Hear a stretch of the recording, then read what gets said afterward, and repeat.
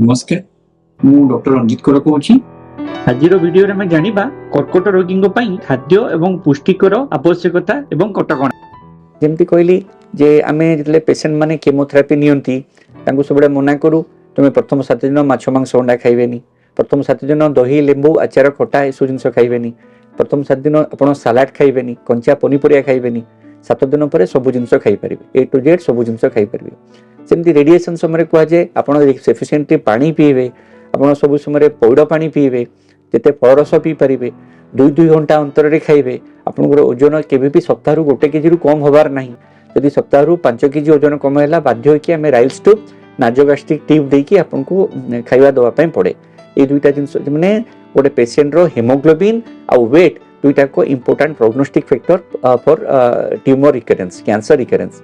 आम ए विषय ध्यान दो सब को जिते ग्रीन लिफी वेजिटेबल से खाई पारे, जिते नॉनवेज को अवॉइड करेंगे, जिते आम सब को जिते परिमाण घर तैयारी जिनस खाई पारे।